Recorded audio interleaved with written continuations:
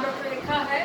आज जो टॉपिक मैं आपके सामने लेकर आई हूँ ये जेंडर स्कूल एंड सोसाइटी, जो आपका फर्स्ट ईयर का पेपर है कोर्स 5, उसका टॉपिक है। तो आज का हमारा टॉपिक है social construction of gender during childhood and adolescence.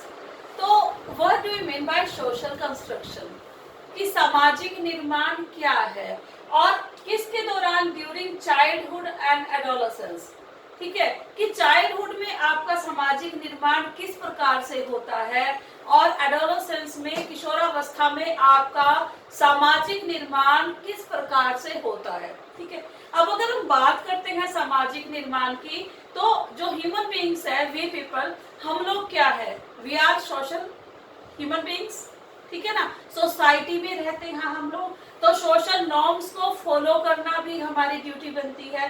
How to live in society, how to live with the surroundings, और लोगों के साथ कैसे रहना है, सोसाइटी में कैसे अपनी लाइफ को लीड करना है, हमारे ड्यूटीज क्या हैं, हमारे राइट्स क्या हैं, हमें हर चीज का पता होना चाहिए। तो ये सारे किस चीज में आते हैं, सोशल कंस्ट्रक्शंस में आते हैं, कि क्या आप में समाज में रहने के लिए जिन नॉर्म्स को तय किया गया है, क्या आप उन नॉर्म्स का पालन कर रहे हैं। ठीक है, क्या आप उन कंडीशंस पर रह रहे हैं जो कंडीशंस है सोसाइटी में रहने के लिए। तो उनके बारे में है सोशल कंस्ट्रक्शन की एक बच्चे का सामाजिकरण कैसे शुरू होता है, सोशल कंस्ट्रक्शन सामाजिक निर्माण कैसे होता है। ठीक है, अब जैसे हमने कहा कि चाइल्डहुड की अवस्था में, ठीक है, शैशवावस्था में, उसके बाद बाल्य अवस्था में, और उसके बाद किशोरावस्था में किस प्रकार से होता है उसकी हम बात करेंगे।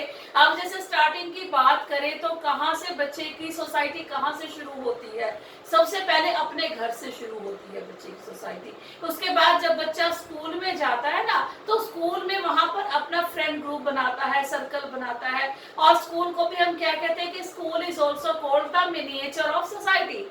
स्कूल को भी हम मिनिएचर कहते हैं सोसाइटी का, कि स्कूल में भी बच्चा बहुत सारी केयरिंग सीखता है, शेयरिंग सीखता है, और बच्चों के साथ अलग अलग डिफरेंट कल्चर्स लेता है, हर चीज सीखता है बच्चा स्कूल में। अब अगर स्टार्टिंग की बात करें कि छोटा बच्चा जो होता है वो बहुत ज्यादा इगोसेंट्रिक होता है। ठीक है, उसमें क्या है कि 2.5-3 साल का बच्चा है, तो वो क्या करेगा कि अपने टॉयज किसी को नहीं देगा, जब कोई बाहर से आएगा अपने टॉयज को छुपा लेगा। लेकिन वही बच्चा थोड़े समय के बाद क्या है, सबके साथ शेयरिंग करना सीख जाता है, क्योंकि उसका सोशलाइजेशन का, सामाजिकरण का प्रोसेस, सोशल कंस्ट्रक्शन का जो प्रोसेस है, क्योंकि वो वहां से स्टार्ट हो चुका है, इसलिए वो सबके साथ अपनी चीजों को साझा करना सीखता है, सबके साथ मिलजुल के खेलना सीखता है, वो मित्र मंडली बनाता है, वो ग्रुप बनाता है। और इसी तरह जब बच्चा किशोरावस्था तक जाता है, एडोलेसेंस तक जाता है, ठीक है, उसमें क्या होता है, एडोलेसेंस पर तक जाके बच्चा परिपक्व हो जाता है, बच्चा हर तरह से परिपक्व हो जाता है, पहले से ज्यादा मैच्योर हो जाता है, उसके कंसेप्ट डेवलप हो जाते हैं। और हमारी इंडियन कंडीशंस में देखिए, जो परिपक्वता की अवस्था मानी गई है, जो एज मानी गई है, वो गर्ल्स के लिए जो एज है वो 11 साल से लेकर 17 साल तक है। ठीक है, और उससे पहले आप चाइल्डहुड में, और उससे पहले, ठीक है, और इस तरह से ही जो बॉयज के लिए एज है वो 13 साल से लेके 19 साल तक की है।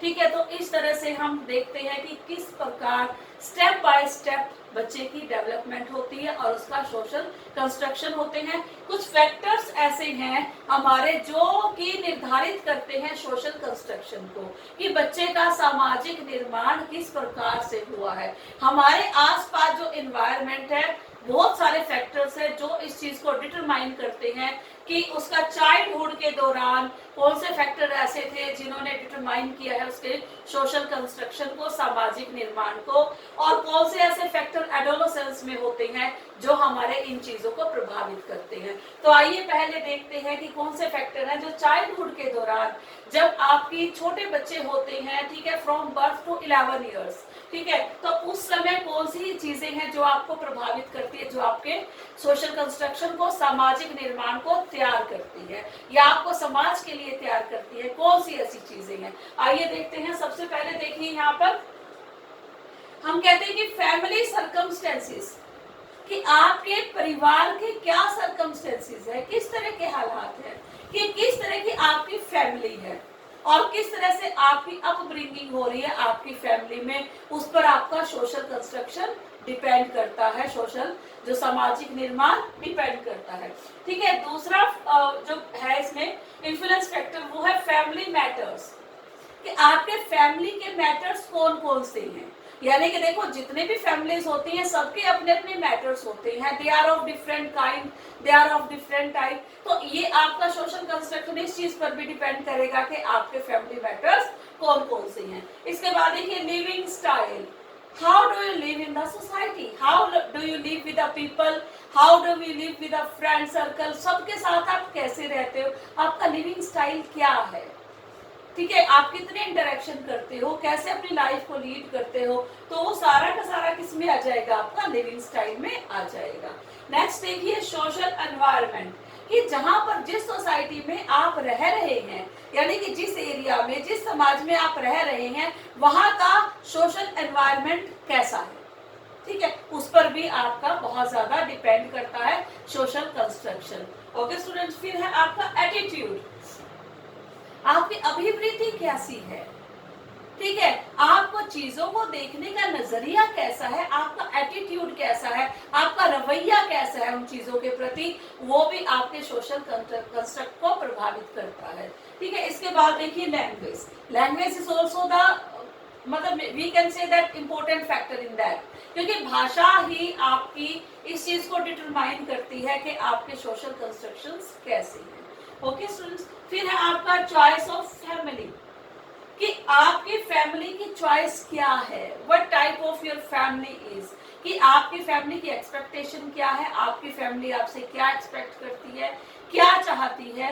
ठीक है, इस पर भी आपका सामाजिक निर्माण सोशल कंस्ट्रक्शन डिपेंड करता है। फिर देखिए स्टूडेंट्स, ईटिंग, ड्रेसिंग एक्सेट्रा, आप कैसे खाते हैं, क्या खाते हैं, आपकी ड्रेसिंग सेंस कैसी है, इस पर भी आपका सोशल कंस्ट्रक्शन डिपेंड करता है। Next is beliefs of family, आपकी फैमिली के कैसे विश्वास है। कुछ फैमिली होती है जो बहुत ही ज्यादा अंधविश्वासी फैमिली होती है, तो उनके बच्चों का सोशल कंस्ट्रक्शन जो है वो उसी प्रकार से होता है। और कुछ फैमिलीज होती है जो बहुत ज्यादा एडवांस्ड फैमिली होती है, उनके बच्चों का सोशल कंस्ट्रक्शन जो है सामाजिक निर्माण है वो उनकी फैमिलीज के अकॉर्डिंग होता है।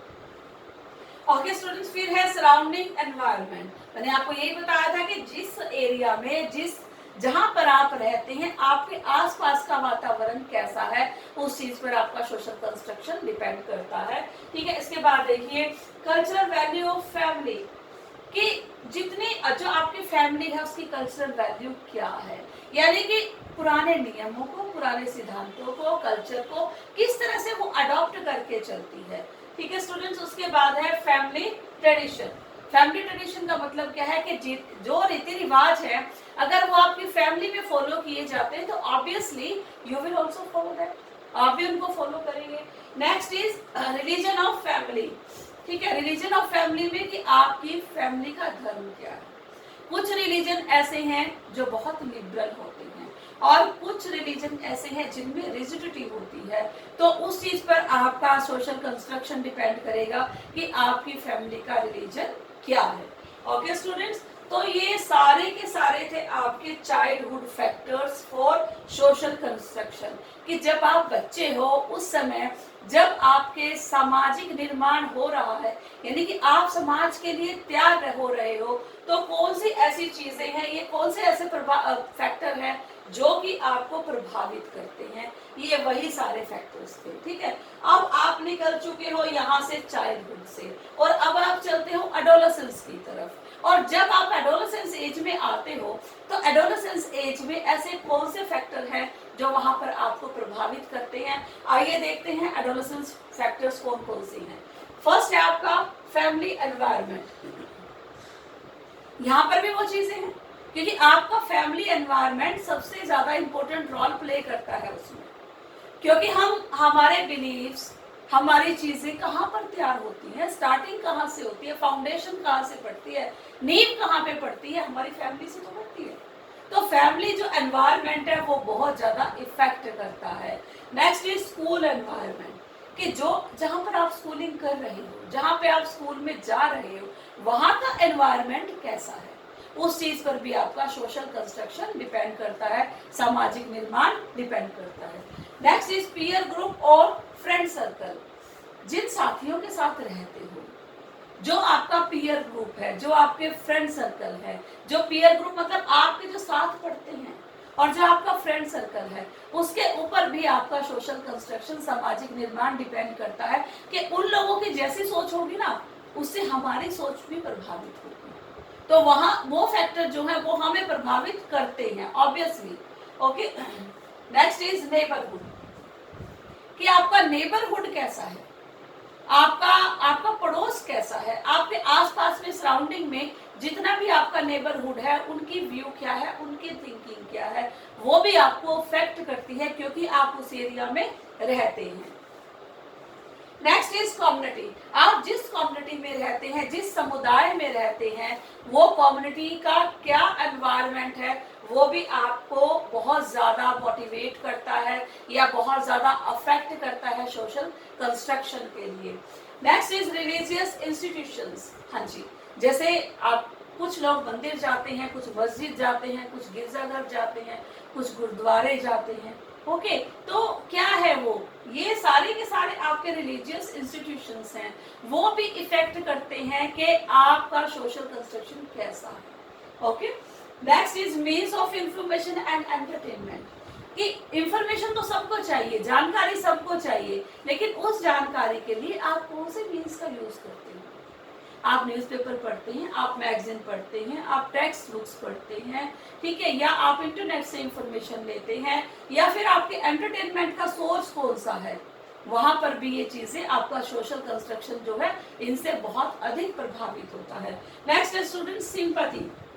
सिंपैथी कैसे, अब देखिए, अब कहीं भी किसी भी तरह की क्रुएलिटी हो रही है, क्रुएलिटी का मतलब किसी भी तरह की निर्दयता का कार्य हो रहा है और आप उसे देख रहे हैं, और आपके मन में किसी भी तरह की सिंपैथेटिक भाव नहीं है, तो ये अच्छी बात नहीं है। अगर हम किसी भी तरह की ऐसी चीजों को देखते हैं तो हमारे अंदर क्या होने चाहिए, दूसरे के प्रति सहानुभूति के भाव होने चाहिए। और फ्रेंड सर्कल में ये चीजें होती भी है, आपने देखा है कि अगर एक फ्रेंड रोता है किसी भी रीजन की वजह से, तो हमारा वो रीजन नहीं है, लेकिन हमारे भी टीयर्स आ जाते हैं, आंसू आ जाते हैं, तो दैट इज सिंपैथी फैक्टर, ये सिंपैथी फैक्टर है। नेक्स्ट इज कोऑपरेशन, कि आप किस तरह से कोऑपरेट करते हैं, आप अपने घर में कैसे कोऑपरेट करते हैं, अपने पेरेंट्स के साथ कैसे करते हैं, अपने सराउंडिंग के साथ कैसे करते हैं, आप अपने एनवायरनमेंट के साथ कैसे करते हैं, आप अपने फ्रेंड सर्कल के साथ कैसे करते हैं, उसी पर आधारित है आपका सोशल कंस्ट्रक्शन, सामाजिक संरचना। उसके बाद है लीडरशिप। लीडरशिप में क्या आएगा कि आपके अंदर नेतृत्व के कितने गुण हैं। लीडरशिप का मतलब ये नहीं कि आप इलेक्शन लड़ रहे हो, लीडरशिप में क्या है कि आप अपनी प्रॉब्लम्स को क्या सामने आकर फेस कर पा रहे हो, क्या आप अपनी प्रॉब्लम्स को सॉल्यूशन देने में काबिल हो, क्या अपनी प्रॉब्लम्स को सॉल्यूशन दे सकते हो, तो वो सारा क्या है लीडरशिप क्वालिटी। क्या आप अपनी प्रॉब्लम को फेस कर सकते हैं, तो वो क्या होगी, वो लीडरशिप क्वालिटीज। और ये सारी जो क्वालिटीज हैं ये डिटरमाइन करेंगे, ये सारे फैक्टर्स डिटरमाइन करेंगे आपकी सोशल कंस्ट्रक्शन को। ठीक है, ठीक है, कि आप समाज में आपका किस प्रकार का रुतबा है, क्या स्टेटस है, ठीक है, वो सारे ये फैक्टर्स डिसाइड करेंगे, childhood factors and adolescence factor, जो आपको और मुझे नहीं बल्कि जितनी भी सोसाइटी में रहने वाले लोग हैं हम सबको प्रभावित करते हैं। तो आई होप ये टॉपिक आपको क्लियर है। Okay students, have a nice day.